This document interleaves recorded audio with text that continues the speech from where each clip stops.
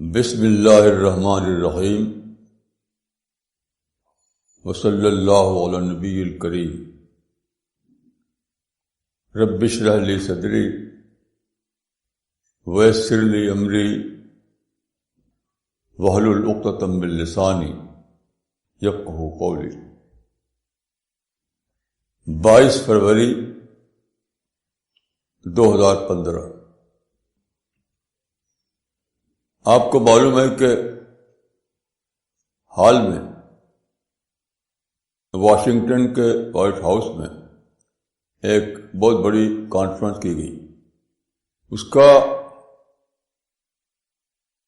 سبب یہ تھا کہ حال میں پیرس میں، جرمنی میں، ڈنمارک میں کچھ مسلم آرگنائزیشنز نے دھماکے کیے۔ اس سے اسلام دوبارہ نیوز میں آ گیا، لوگ سوچنے لگے۔ تو پریزیڈنٹ اوباما نے وائٹ ہاؤس میں ایک بہت بڑی کانفرنس کی، جس میں 60 کنٹریز کے لوگوں کو انوائٹ کیا گیا تھا اور مسلم آرگنائزیشنز کے لوگ اس میں بلائے گئے تھے۔ تو یہ کانفرنس 3 دن رہی، یعنی 17 فروری، 18 فروری، 19 فروری 2015۔ اس کی رپورٹ ابھی کل کے اخبارات میں تھی، آج بھی ہے۔ اس کے ریفرنس میں اس وقت کچھ کہنا چاہتا ہوں۔ اس میں ایک خاص بات یہ تھی کہ پریزیڈنٹ اوباما نے جو تقریر کی، اس میں انہوں نے یہ کہا کہ اسلام کے نام پر جو وائلنس کیا جا رہا ہے، اس کا کوئی تعلق اسلام کی اوریجنل ٹیچنگ سے نہیں ہے۔ انہوں نے کہا کہ ایک آئیڈیالوجی ڈیولپ کی گئی ہے، ایک پیرلل آئیڈیالوجی اسلام کے نام پر، وہ اس کی ذمہ دار ہے۔ انہوں نے کہا کہ یہ طالبان یا القاعدہ، ان لوگوں نے خود وہ آئیڈیالوجی ڈیولپ نہیں کی، بلکہ خود وہ اس آئیڈیالوجی سے انسپائر ہوئے اور جو کچھ کیا انہوں نے۔ میں سمجھتا ہوں کہ یہ بات بہت صحیح کہی ہے اوباما نے، لیکن انہوں نے پوائنٹ آؤٹ نہیں کیا کہ what is that parallel ideology, specific طور پر نہیں کہا انہوں نے۔ تو یہاں تک تو بات ان کی صحیح ہے کہ اسلام ایک پیسفل مذہب ہے۔ اسلام کی تمام ٹیچنگ ڈائریکٹ یا انڈائریکٹ پیس سے ریلیٹڈ ہے۔ اسلام کا مطلب ہے قرآن اور سننا، اس میں کہیں بھی یہ نہیں کہا گیا ہے کہ لوگوں کو مارو کاٹو۔ تو یہ بات بالکل صحیح ہے، اور یہ بھی صحیح ہے کہ ایک پیرلل آئیڈیالوجی ہے جو اسلام کے نام پر ڈیولپ کی گئی ہے، وہ اس کی رسپانسبل ہے۔ اب سوال یہ کہ وہ پیرلل آئیڈیالوجی ہے کیا؟ یہ انہوں نے پریزیڈنٹ اوباما نے پوائنٹ آؤٹ نہیں کیا۔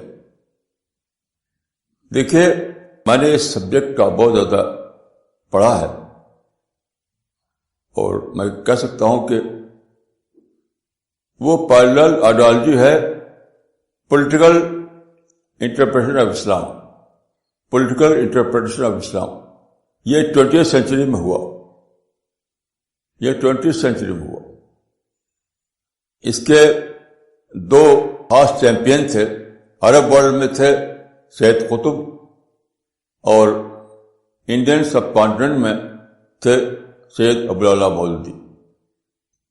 ان لوگوں نے یہ پولیٹیکل انٹرپریٹیشن آف اسلام کا تصور جو ہے ڈیولپ کیا، اور اس کے بعد جو حالات تھے 20th سینچری کے، ان حالات میں یہ نظریہ بہت پھیلا، مختلف زبانوں میں اس کے ترجمے کیے گئے، اور بہت زیادہ لوگ اس سے انفلوئنس ہوئے۔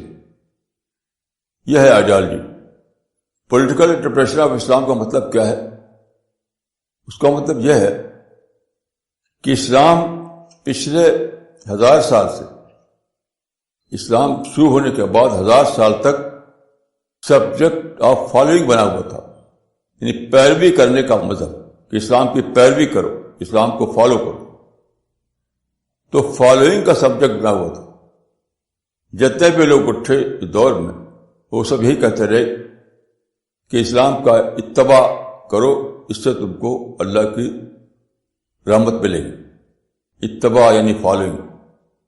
لیکن 20th سینچری میں جو نظریہ ڈیولپ کیا گیا پولیٹیکل انٹرپریشن کا، اس نے بنا دیا اسلام کو سبجیکٹ آف امپوزیشن.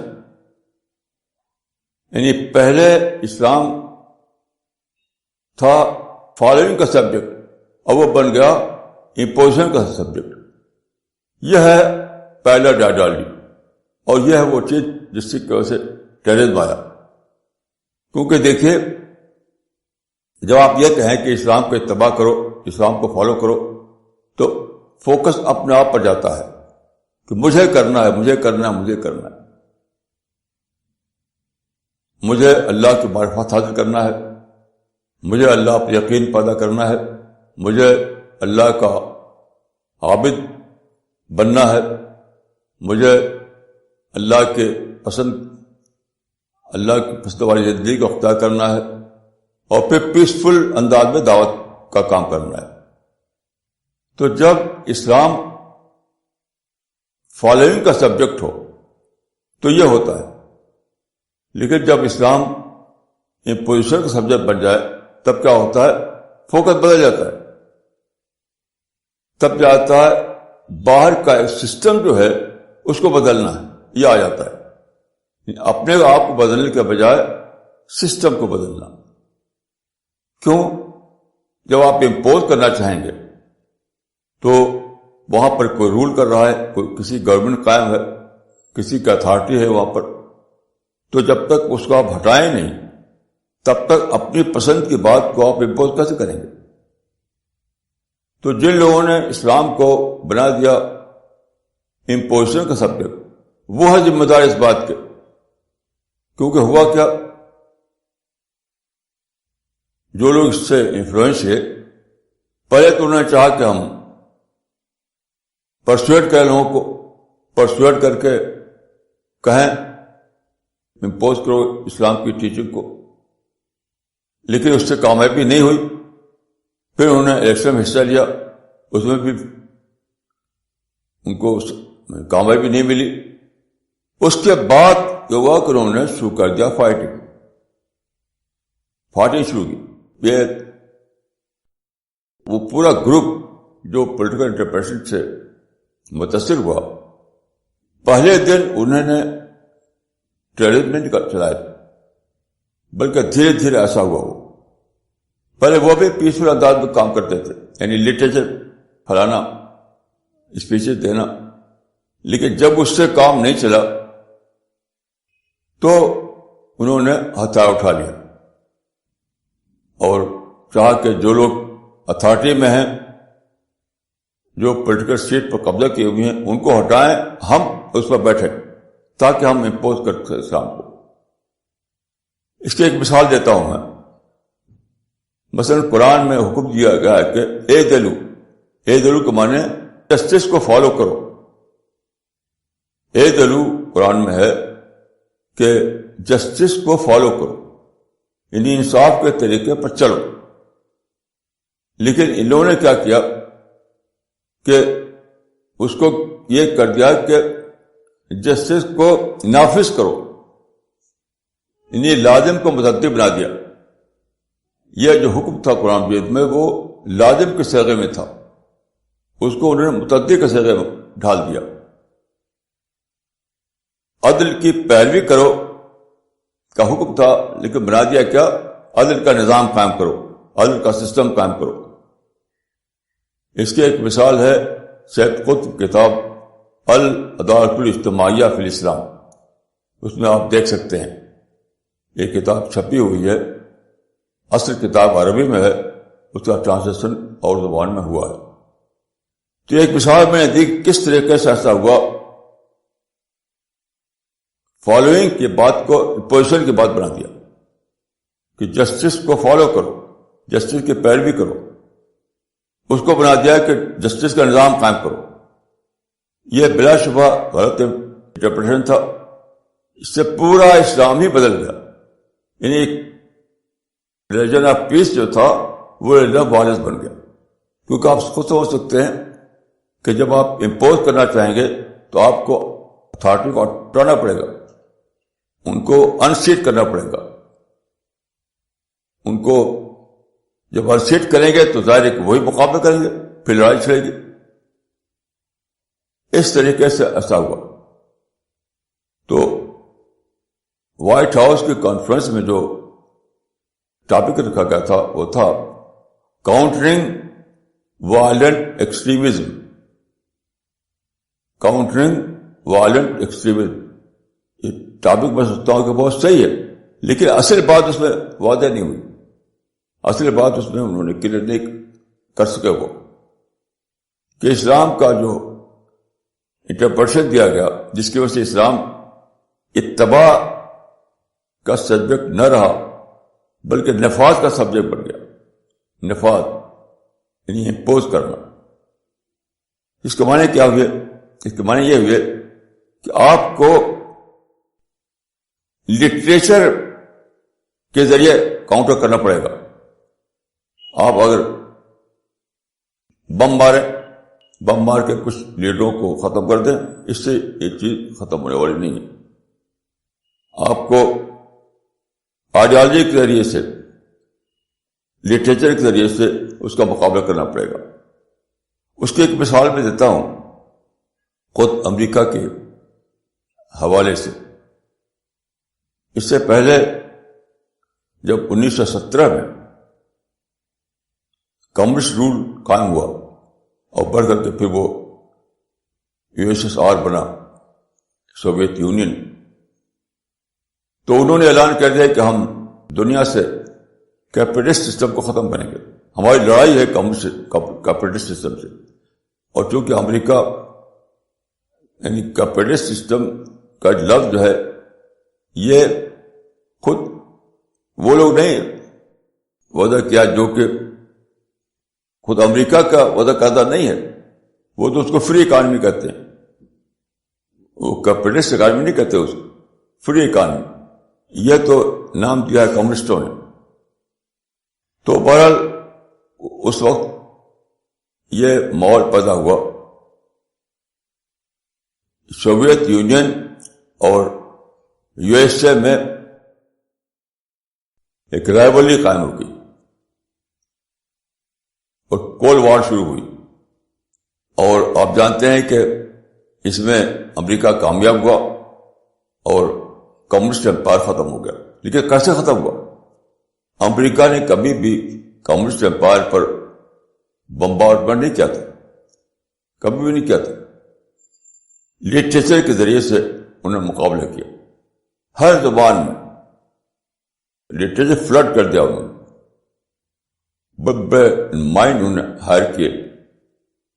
اس کی ایک مثال بھی دیتا ہوں آپ کو. یوگوسلیویا کا ایک کمیونسٹ تھا جو منحرف ہو گیا تھا, اس کا نام تھا میلوان جیلاس. اس نے ایک کتاب لکھی, نیو کلاس اس کا نام تھا. تو اس میں اس نے دکھایا تھا کہ کمیونسٹ لوگ چاہتے تھے کلاس لیس سوسائٹی بنانا, لیکن پریکٹیکلی کیا ہوا کہ ایک نیا کلاس وجود میں آ گیا اور وہ وہی ظلم کر رہا جو پچھلے لوگ کرتے تھے. تو نیو کلاس جو ہے امریکہ نے ہر زبان میں اس کو چھاپ کر پھیلایا. اس زمانے میں اس پر ایک انٹروڈکشن ہوا تھا ریڈر ڈائجسٹ میں. اس کا ٹائٹل دیا تھا انہوں نے the book that is shaking the communist world. میں سمجھتا ہوں کہ امریکہ کو خود اپنے تجربے سے جاننا چاہیے, خود اپنے تجربے سے, کہ یہاں بھی وہی چیز درکار ہے. ایسی بک درکار ہے جو ٹیررسٹ ورلڈ کو ہلا دے. ایسی کتاب درکار ہے کہ the book that is shaking the terrorist world. اور کوئی طریقہ اس کو ختم کرنے کا نہیں. یعنی انہوں نے جو ٹائٹل دیا تھا کاؤنٹرنگ وائلنٹ ایکسٹریمزم, تو اس طرح نہ تو آپ کانفرنس سے کر سکتے کام, نہ بمبارڈمنٹ سے کر سکتے. اس کے لیے لٹریچر درکار ہے, بہت پاورفل لٹریچر. اور خود امریکہ کی تاریخ بتاتی ہے کہ پاورفل لٹریچر ہی سے کمیونسٹ امپائر کا خاتمہ ہوا. اس کی آئیڈیالوجی، جس آئیڈیالوجی پر کھڑا ہوا تھا کمیونسٹ امپائر، اس آئیڈیالوجی کو انہوں نے ڈیمالش کر دیا.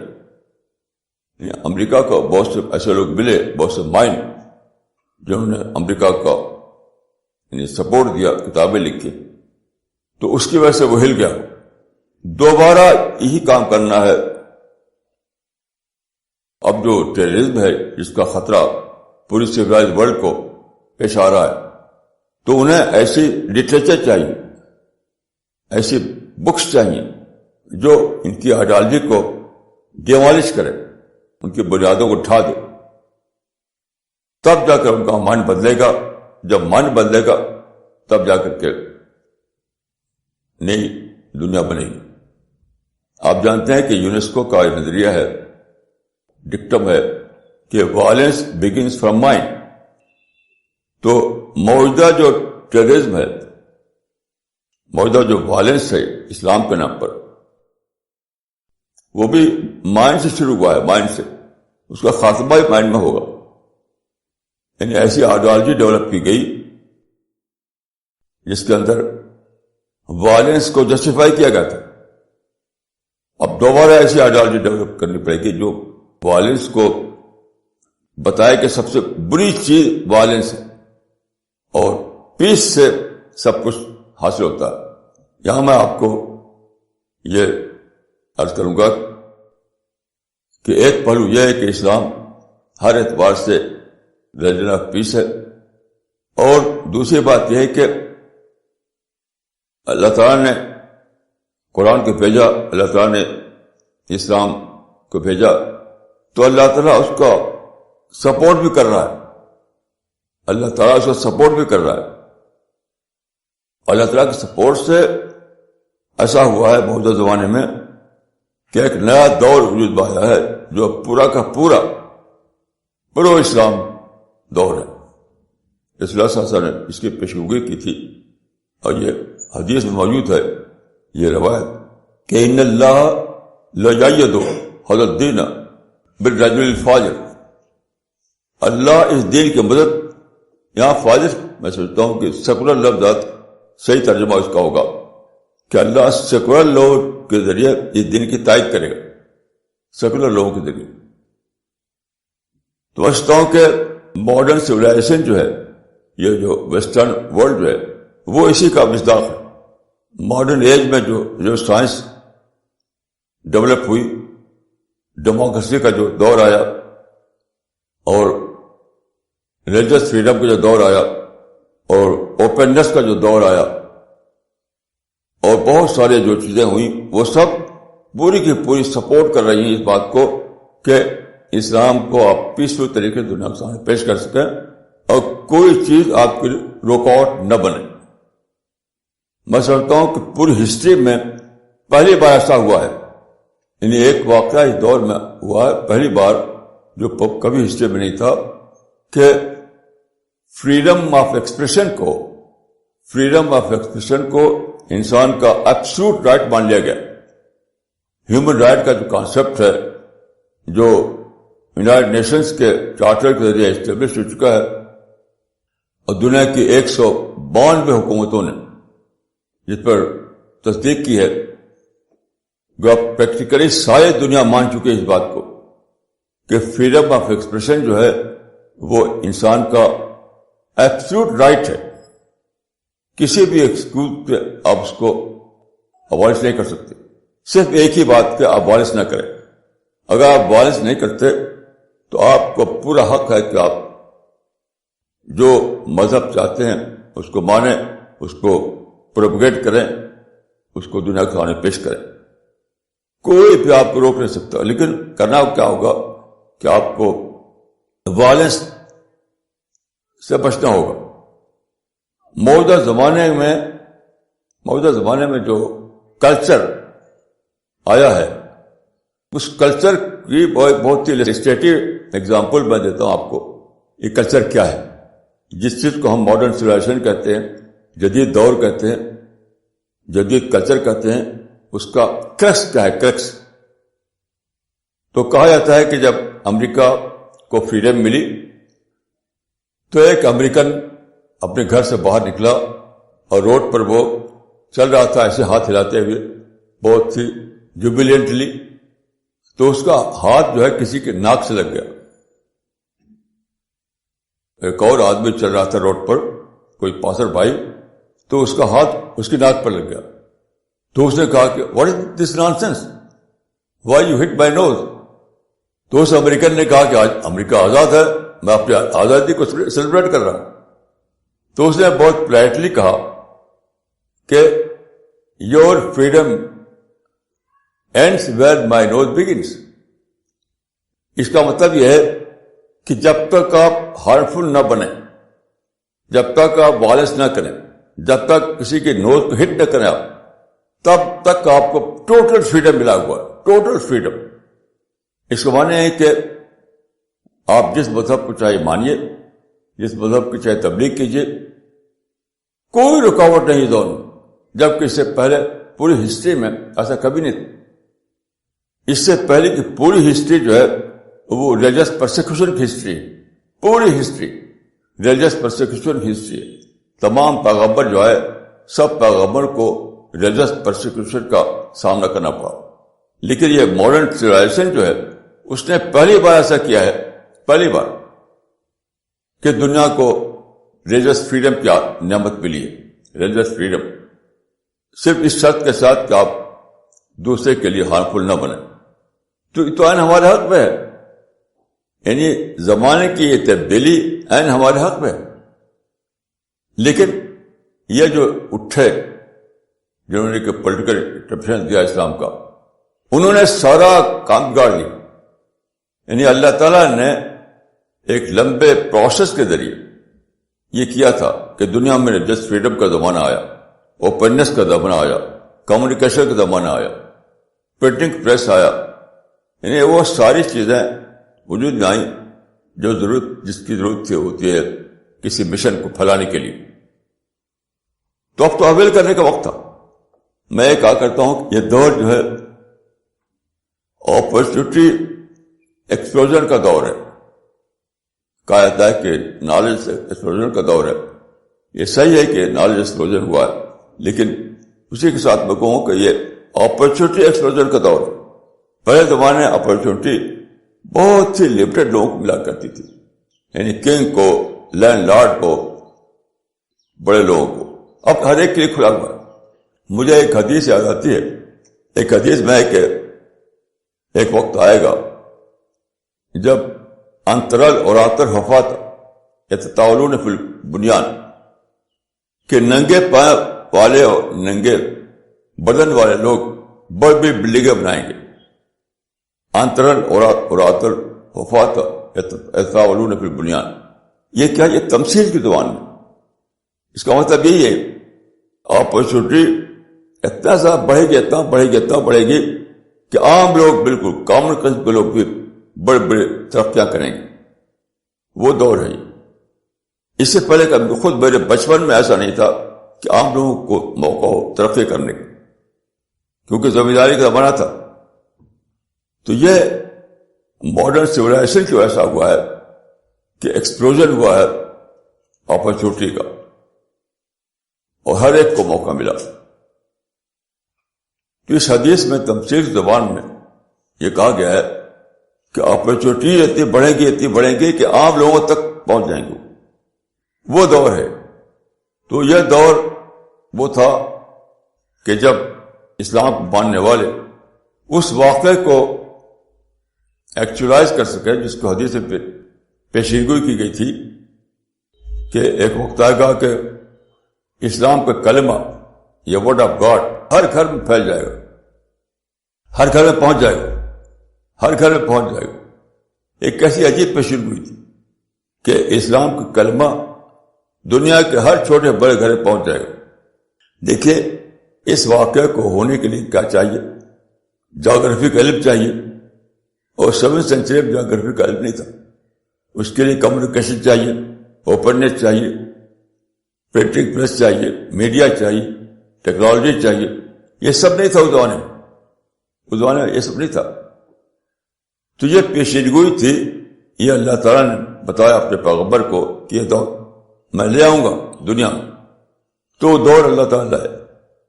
اب موقع تھا کہ اسلام کے پیغام کو، اسلام مانے اللہ کے میسج کو، اسلام کا مطلب ہے اللہ کے میسج، کریٹر کا میسج۔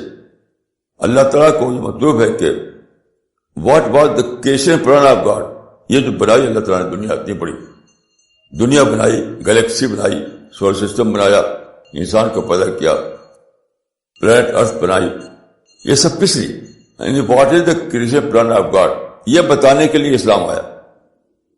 لیکن پہلے زمانے میں وہ سادھن نہیں تھے، وہ ریسورسز نہیں تھے کہ اس کو عام کیا سکے، بہت ہی محدود دائرے باقی رہا، کیونکہ اس زمانے میں جیسا کہ میں نے عرض کیا دنیا کے جغرافی انسان نہیں جاتا تھا۔ مثلا کسی کو پتہ نہیں تھا کہ کہیں امریکہ ہے، کہیں آسٹریلیا ہے، یہ تو اب ہم جانتے ہیں۔ تو جب یہ سارا بات ہو گئی، یعنی وہ نالج انسان کو حاصل ہو گئی، وہ ٹیکنالوجی حاصل ہو گئی، وہ ریسورسز مل گئے، تو اس وقت ان لوگوں نے جنہوں نے پولیٹیکل انٹرپریشن دیا، سارا معاملہ بگاڑ دیا۔ یعنی انہوں نے یہ کہہ دیا اسلام ایک لیگل سسٹم ہے، ایک سوشل سسٹم ہے، اس کو امپوز کرنا۔ اب لوگ جب نکلے امپوز کرنے کے لیے، بار وقت جماعت ہو اتھارٹی بیٹھی ہوئی ہے تو اسے لڑنے لگے۔ ان لوگوں کو یہ کہنا چاہیے تھا کہ وہ وقت آ گیا کہ جب کہ اسلام کے پیغام کو ساتھ میں بچاؤ۔ اسلام کے پیغام کا مطلب کیا ہے؟ دنیا کو یہ بتانا کہ خالق نے دنیا کو کیوں بنایا، یہ بتانا، آخرت کی بات بتانا، جنت کی بتانا، دوزخ کی بات بتانا، یہ تھا اصل مقصد۔ تو میں سمجھتا ہوں کہ وقت آ گیا ہے کہ ہم اس ٹیررسٹ آئیڈیالوجی کو ڈیمالش کریں، آئیڈیالوجی کے ذریعے، کاؤنٹر آئیڈیالوجی کے ذریعے، کاؤنٹر آئیڈیالوجی کے ذریعے اس کو ڈیمالش کریں اور مسلمانوں کو بتائیں، اور مسلمان ساری دنیا کو بتائیں کہ اسلام ہے کیا۔ اسلام کوئی کلچرل سسٹم نہیں ہے، اسلام کوئی کلچرل سسٹم نہیں کہ ایک کلچر فالو کر لو تو اسلام ہو گیا، نہیں۔ اسلام کا مطلب ہے کہ اللہ تعالیٰ نے اپنے پیغمبر کو منتخب کیا اور اس پر ایک کتاب اتاری اور اس کتاب کو محفوظ کر دیا ہمیشہ کے لیے۔ قرآن جو محفوظ کتاب ہے، تو کوئی بھی کتاب جو 7 سینچری میں یا اس سے پہلے لکھی گئی ہو آج محفوظ نہیں ہے، ویسی کہ ویسی۔ تو قرآن ویسی کہ ویسی محفوظ ہے، جبکہ اس وقت پرنٹنگ پریس نہیں تھا۔ کتابوں کا محفوظ ایڈیشن اور کوئی آنا یہ اس وقت پاسبل ہوا ہے جبکہ دنیا میں پرنٹنگ پریس ہے، اس وقت پرنٹنگ پریس تھا ہی نہیں۔ تو اللہ تعالیٰ نے پرنٹنگ پریس پیدا کیا تاکہ قرآن محفوظ ہو جائے، کیونکہ اللہ تعالیٰ کو یہ مطلوب ہے کہ انسان یہ جان لے کہ خدا نے اس کو کیوں پیدا کیا ہے۔ کیونکہ جیسا قرآن میں بتایا گیا ہے کہ سارے انسان جو پوری ہسٹری میں پیدا ہوئے سب حشر کے میدان میں اکٹھا کیے جائیں گے، یوم یحشر الناس لرب العالمین۔ یہ سارے ہی انسان جو پوری ہسٹری میں پیدا ہوئے، مرد اور عورت، ایک میدان میں جمع کیے جائیں گے، دوبارہ زندہ ہوں گے۔ تو اللہ تعالیٰ کو یہ منظور نہیں کہ لوگ یہ کہیں کہ خدا تو نے ہم کو پیدا کر دیا اور یہ بتایا نہیں کہ آگے کیا ہونے والا ہے، کیا پرپز ہے، what is the purpose of life, یہ تو بتایا نہیں آپ نے۔ تو کس بات کے لیے پکڑ رہے ہیں ہم کو آپ؟ اس کے لیے اسلام آیا ہے کہ لوگوں کو یہ بتا دیا جائے کہ تمہارا ایک خالق ہے، تمہارا ایک کریٹر ہے، اس کریٹر نے خاص مقصد کے تحت تم کو بنایا ہے اور تم کو جمع ہونا ہے اللہ کے سامنے، اور اس کے بعد یا جنت ہے یا جہنم ہے، یہ ساری باتیں بتانا، جس کو میں کہا کرتا ہوں کریشن پلان آف گاڈ۔ تو اسلام یہ ہے، اسلام کوئی کلچر نہیں، کوئی کمیونٹی کلچر نہیں، اسلام اللہ کا پیغام ہے، یہ بتانے کے لیے سارے انسانوں کو کہ تم کو کس لیے پیدا کیا گیا، تمہارا فیوچر جو ہے ایٹرنل فیوچر وہ کس طرح سے اچھا بن سکتا ہے۔ کیونکہ آپ جانتے ہیں کہ قرآن کے مطابق انسان ابدی طور پر پیدا کیا گیا ہے، ہمیشہ انسان زندہ رہے. وہ جو ابدیت ہے وہ کیا ہے؟ کل میں نے پڑھا ایک اسٹیفن ہاکنگ کا رپورٹ آئی ہے اخباروں میں. اس نے کہا کہ یہ جو پلانٹ ارتھ ہے اس پر انسان اب بہت دیر تک نہیں رہ سکتا. اب ہمیں ایک اور پلانٹ ڈیولپ کرنا چاہیے. یعنی سورج کے گرد ارد گرد جو کئی پلانٹ گھوم رہے ہیں جو ابھی بیرن ہے، ابھی زمین کی طرح نہیں ہے وہ، تو اس کا مقصد تھا کسی پلانٹ کو، مثلا مارس کو ہم لیں اور اس کو ڈیولپ کر کے زمین جیسا بنائیں. تو میں نے کہا کہ یہ دیکھ بدائے، یعنی ویسے تو یہ ایک رومانٹک آئیڈیا ہے، لیکن اس میں ایک بہت بڑی بات ہے، کیونکہ انسان کے پاس یہ طاقت نہیں ہے کہ وہ کسی پلانٹ کو اڈاپٹ کرے اور اس کو ڈیولپ کر کے زمین جیسا بنا دے. وہاں پانی ہو، وہاں گرینری ہو، یہ انسان کے بس میں نہیں. لیکن اس کے اندر ایک میسج ہے، ایک بہت بڑی بات ہے. وہ یہ کہ انسان چاہتا ہے کہ میں ایٹرنل لائف میری ہو. انسان بائی نیچر چاہتا ہے کہ ایٹرنل لائف میری ہونی چاہیے.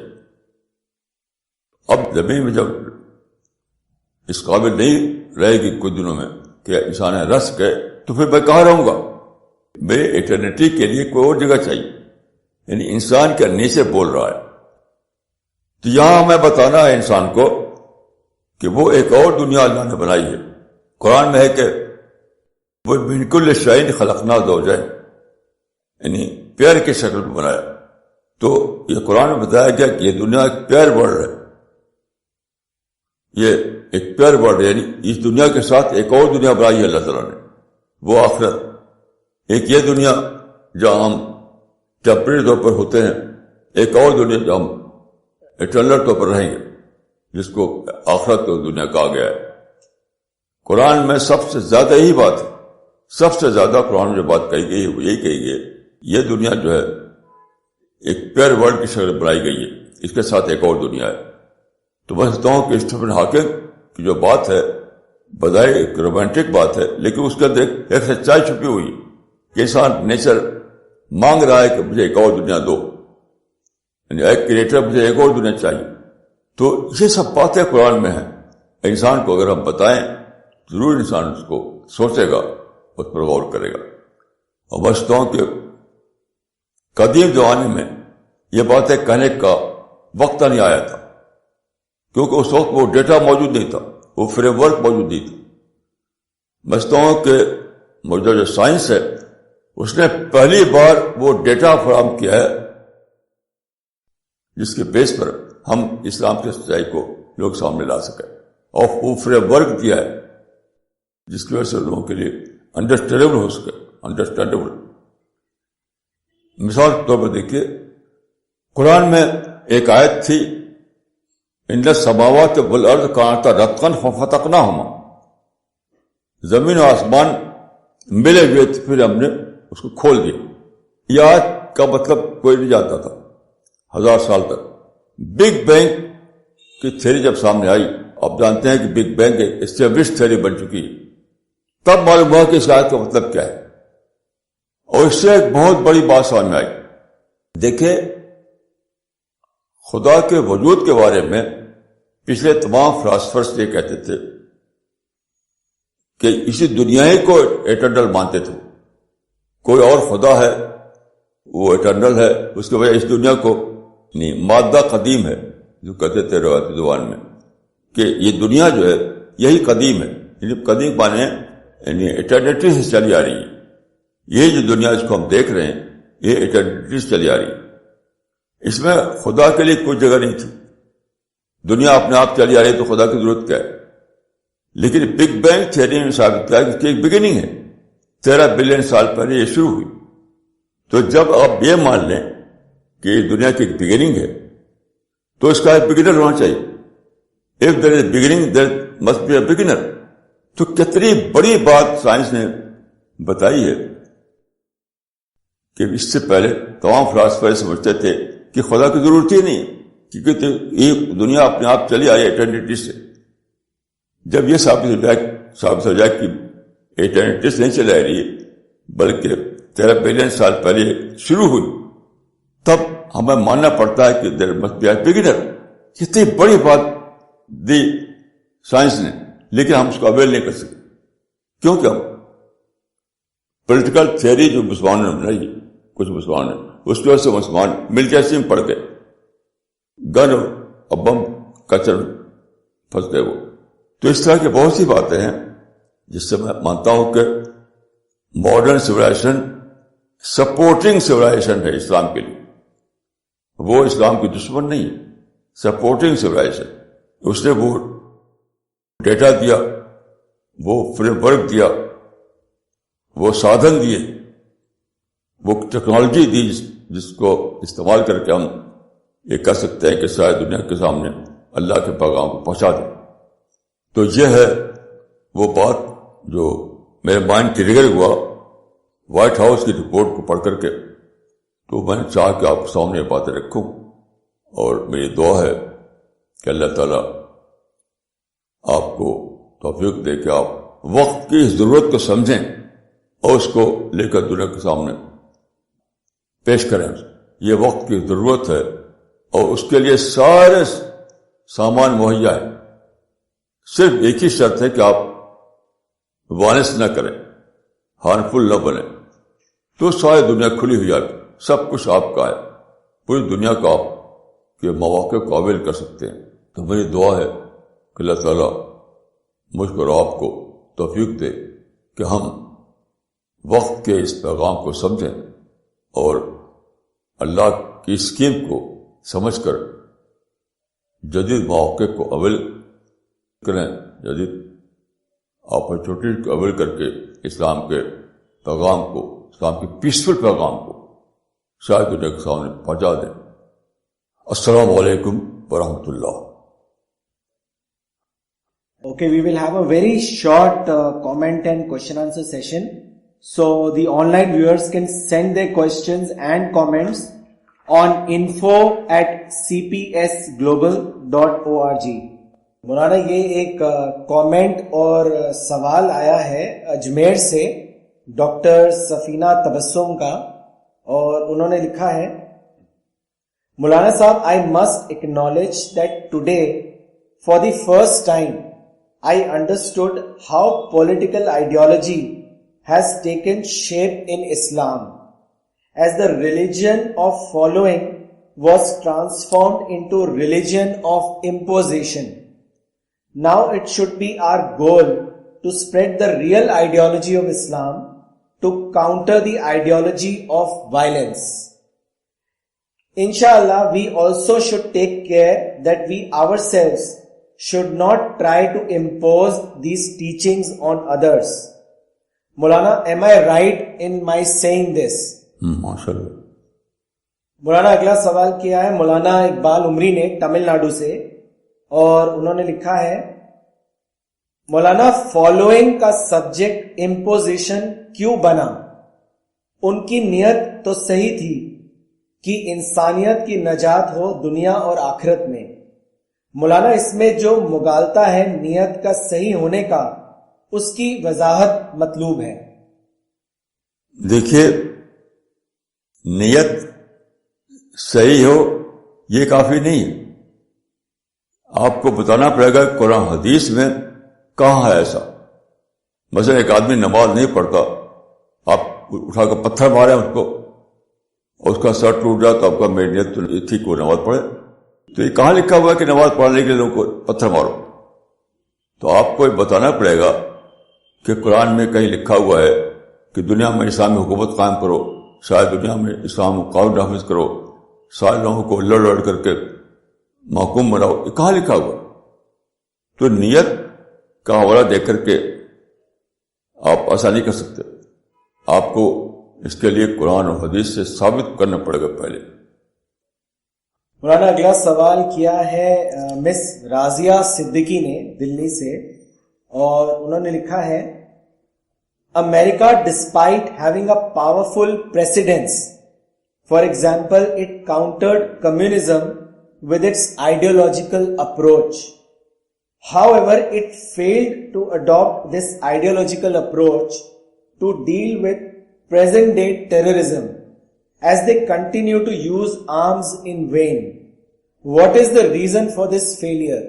बाल वाक़या तो यही है कि अमेरिका ने जो मेथड अप्लाई किया था रशिया पर, यहाँ वो मेथड अप्लाई नहीं कर सका कि सोवियत यूनियन का मुकाबला किया उसने आइडियोलॉजी से।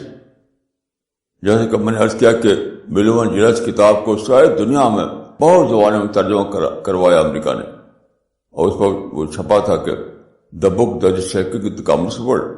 यहाँ भी चाहिए था ऐसी किताबें तैयार हों जो टेररिस्ट वर्ल्ड को हिला दे, लेकिन यहाँ पर मैं समझता हूँ कि अमेरिका के एडवाइजर इस बात को समझ नहीं सके, और न तो इसका हल व्हाइट हाउस की कॉन्फ्रेंस है और न बॉम्बार्डमेंट। उसके लिए पावरफुल लिटरेचर दरकार है, इसमें कोई शक नहीं।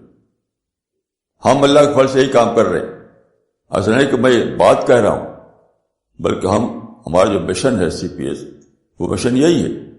हम पावरफुल लिटरेचर तैयार कर रहे हैं इसको काउंटर करने के लिए। और अल्लाह के फल से हजारों हजार लोग ऐसे हैं जो जिनकी समझ में बात आई है, छोड़ दिया उस वायलेंस को। मौलाना अगला सवाल किया है तारिक अली साहब ने टेम्पा USA से, और उन्होंने लिखा है, मौलाना साहब, thank you for sharing your perspective on the origins of terrorism. I do understand the way you have explained the concept of justice in Quran. Quran clearly says that life is a trial. Then how come the religious groups like Jamaat-e-Islami in Pakistan and India and Muslim Brotherhood in Egypt are not understanding the basic thing, that is, how can life be a trial if religion is imposed on people? Maulana, please explain this. भाई क्यों नहीं समझते? ये उनके दिल की बात है। मैं कहता हूं कि कुरान हदीस के मुताबिक करें। भाई उनके दिल का में क्या है वो तो नहीं पढ़ सकता मैं, लेकिन मैं समझता हूं कि उन्होंने लाजिम को मुतअद्दी कर दिया। यानी जो चीज फॉलो करने के लिए थी उसको कहा इम्पोज करो, ये किया हूं। तो ऑब्जेक्टिव फैक्ट्स को बयान कर सकता हूं, सब्जेक्टिव रीजन नहीं बयान कर सकता हूं। सब्जेक्टिव रीजन तो अल्लाह को पता है, लेकिन ऑब्जेक्टिव फैक्ट जो है वो मैं बता रहा हूं। मौलाना अगला सवाल डॉक्टर फरीदा खानम ने किया है दिल्ली से, और उन्होंने लिखा है, Muslims are so conditioned into thinking that Islam is a cultural system that it is very difficult to decondition them and bring them back to the original teachings of Islam, which is to develop a spiritual personality so that they may find a place in paradise, the eternal abode where only the purified souls will find a place. हाँ तो ठीक है, सही बात। मौलाना अगला सवाल किया है डॉक्टर हैना ने यूके से, और उन्होंने लिखा है, मौलाना साहब, may Allah keep you healthy to continue the mission. My question is, when we talk about creation plan, as alhamdulillah we all are doing as you have taught us, mostly people listen to us, but sometimes the criticism comes that this concept of world coming to an end and a better life after this has given the idea of doing blast and suicide bombing to end this life and this world soon and start a new one. Maulana Sahab, how can we tackle such questions? ये बिल्कुल stupid question है। Basic बात देखिए हमेशा ये रहेगी कि जब हम सोच समझते हैं कुरान को, तो आप कुरान से साहब बताइए हमें कि कहाँ है कि सबको मार डालो तब जल्दी जन्नत मिल जाए। ये कहाँ लिखा हुआ?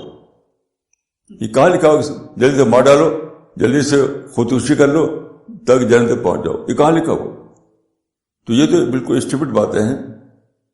जो भी कहे कोई बात उसको कुरान से या अल्लाह के रसूल के कलाम से बताना पड़ेगा कि उसमें ये बात कही गई, वरना वो बिल्कुल स्टूपिड रहेगी। مولانا اگلا ایک سوال آیا ہے مولانا فرحاد عمری کا دلی سے، اور انہوں نے لکھا ہے مولانا I think that Obama's speech is more like a divine warning to all the sympathizers of political interpretation of Islam. What is your comment on that? ہو سکتا ہے ایسا ہو سکتا ہے. باقی جو میں نے پایا ہوئی کہ وہ چیز مس کر رہی ہے. وہ یہ تو کہتے ہیں کہ ایک پیرلل آئیڈیالوجی ہے جو لوگوں کو انسپائر کر رہی ہے، مگر وہ پیرلل آئیڈیالوجی کیا ہے وہ پوائنٹ آؤٹ نہیں کیا انہوں نے، اس کو میں نے بتانے کی کوشش کی ہے. مولانا اگلا سوال ٹیمپا USA سے طارق علی صاحب کا آیا ہے، اور وہ آپ سے جاننا چاہتے ہیں کہ can you please explain the concept of جزیہ. Was it relevant only during prophet's time اور does it have any relevance for other times? دیکھیے یہ ہماری جو میٹنگ ہوتی ہے وہ فقہی مسائل کے لیے نہیں ہوتی ہے. اس پر میں نے کتابیں لکھی ہیں، اس کو پڑھ لیجیے آپ. اس وقت تو آپ وہ باتیں بتائیے جس کا تعلق دعوت سے ہو، پیس سے ہو. ہمارا موضوع جو ہوتا ہے وہ پیس اور دعوت اور معرفت یہ ہوتا ہے، باقی سب فقہی مسائل ہیں. میری کتاب ہے اس کو آپ پڑھ لیجیے، اس کا نام ہے حکمت اسلام، اس میں لکھا اس کے بارے میں. مولانا اگلا سوال وجیہ الدین صاحب نے کیا ہے ممبئی سے، اور انہوں نے لکھا ہے many people like the Pope's recent statement that freedom of expression is not absolute. The Pope said it after the attack on Charlie Hebdo magazine in France. Absolute freedom can be misused, and that's why freedom must not be absolute. Some people say if someone abuses me, I have freedom to retaliate. Please explain this. دیکھیے دو باتیں الگ الگ ہے. میں سمجھتا ہوں کہ freedom جو ہے بائی نیچر ایبسولوٹ ہونا چاہیے. اس کو انسان سوچ سکے یہ ایبسولوٹ ہونا چاہیے، ورنہ کریٹیوٹی رک جائے گی. فریڈم پر اگر پابندی لگائیں گے تو کریٹیوٹی رک جائے گی، پھر کریٹو تھنکنگ کا ڈیولپمنٹ نہیں ہوگا. انسان کی سب سے بڑی صفت ہے کہ اس کے اندر کریٹو تھنکنگ ہو، انٹلیکچوئل ڈیولپمنٹ ہوتا ہے اس کا، تو وہ رک جائے. اس لیے میں مانتا ہوں اور اسلام کا یہی اصول ہے کہ فریڈم اٹ سیلف جو ہے وہ ٹوٹل فریڈم ہے، ٹوٹل فریڈم. اب اس میں دو باتیں آتی ہیں. ایک بات وہ جو میں نے اس سے کہہ چکا ہوں کہ صرف یہ ہے کہ دوسرے کے لیے ہارمفل نہ بنے.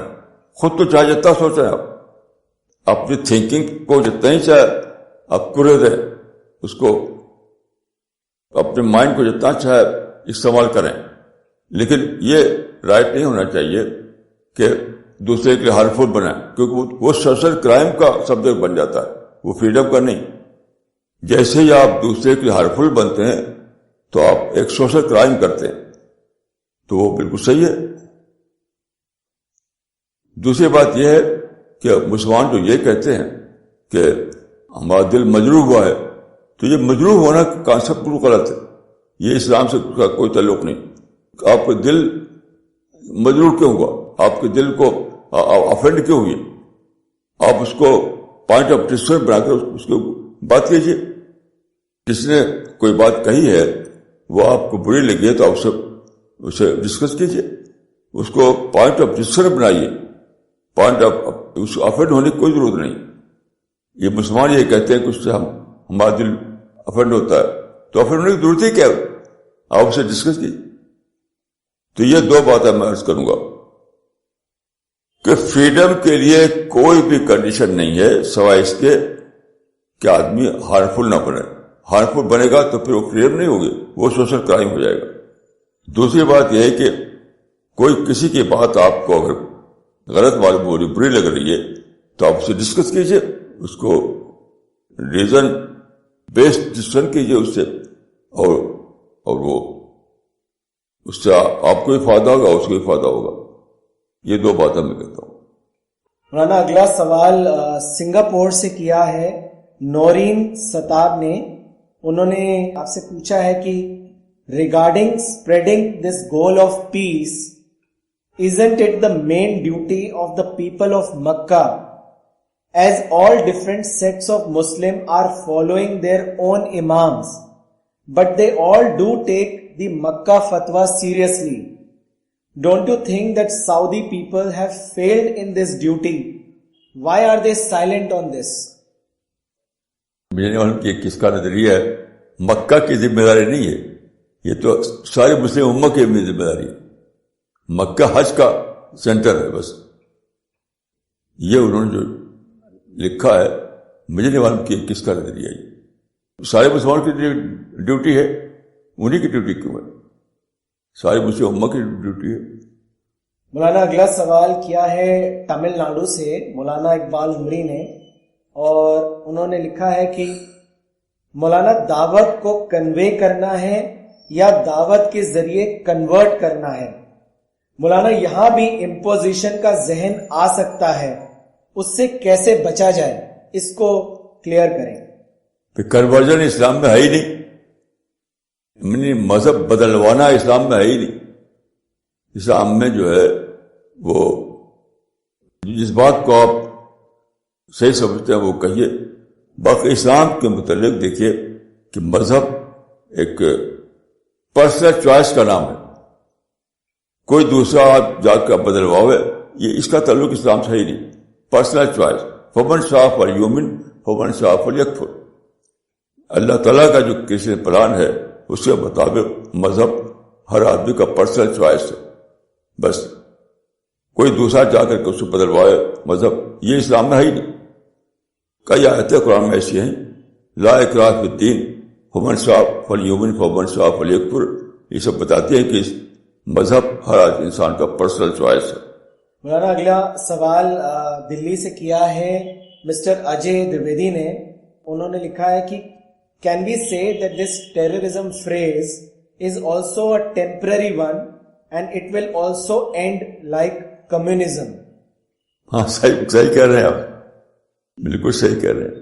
مولانا اگلا کامنٹ آیا ہے دوحہ قطر سے مولانا عبد الباسط عمری کا, اور انہوں نے لکھا ہے مولانا آج کا لیکچر میرے لیے بہت زیادہ تھرلنگ فل تھا. آپ کی یہ بات کہ آج صرف آئیڈیالوجی کے ذریعے ہی تشدد پر مبنی تحریکوں کا خاتمہ ممکن ہے, کیونکہ جب بھی کسی بھی ملک کو دہشت گردوں کا سامنا ہوا تو انہوں نے طاقت سے یعنی جدید ہتھیاروں سے اس کا مقابلہ کیا. جدید ہتھیاروں کی تباہی سے کچھ معصوم بچے اور عورتیں بھی ہلاک ہوئیں. اب دہشت گردوں نے ان معصوم بچوں اور عورتوں کی تصویریں انٹرنیٹ پر ڈال کر عوام کو اپنی طرف کھینچنے کی کوشش کی, اور اس میں وہ کامیاب بھی ہوئے. یہ عرب ملکوں میں بھی ہم دیکھ رہے ہیں, اور پاکستان وغیرہ میں تو بار بار ہوا ہے. مولانا آپ کی بات ہی آج قابل عمل ہے. اللہ ہمیں آپ کے لٹریچر کو تمام لوگوں تک پہنچانے کی توفیق دے. سو وی will and the session now.